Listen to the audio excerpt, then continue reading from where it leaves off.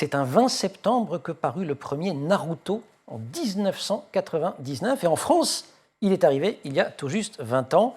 Happy Birthday Naruto, et c'est indémodable. Indémodable. Donc la version française, oui, est publiée en 2002, 3 ans après la version japonaise. Depuis, le succès est absolu. Les derniers chiffres le disent. En 2020, Naruto était le manga le plus lu en France, avec 1,2 million d'exemplaires vendus, ce qui fait quand même un manga Naruto vendu toutes les 30 secondes, pour que vous puissiez vous imaginer. Wow. Bon, il faut dire que c'est un secteur pour le moins dynamique, le manga. Absolument. Les chiffres que je vous donne là datent de 2020, et en 2020, ça faisait 5 ans que le dernier Naruto était paru.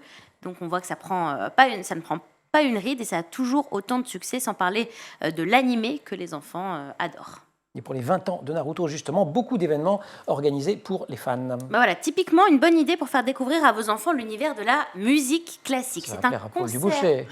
C'est un concert symphonique dans l'univers de Naruto, avec les plus grands airs de l'animé. Ça commence le 14 octobre au Palais des Sports, avant une tournée dans toute la France juste après. Donc allez voir sur Internet, je pense que ça va vite partir, ça a l'air vraiment génial.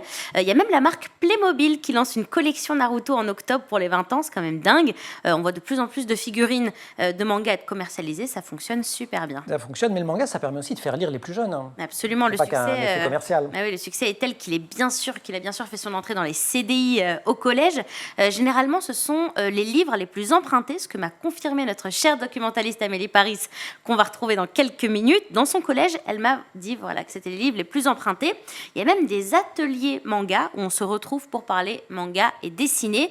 Et puis, ça ne se passe pas au CDI, mais presque. Il y a un prix organisé par les bibliothèques de Paris. Ça s'appelle les Mordus du manga. Si vos enfants sont fans, n'hésitez pas à vous rendre dans une des bibliothèques qui participent. À Paris, il y en a 25.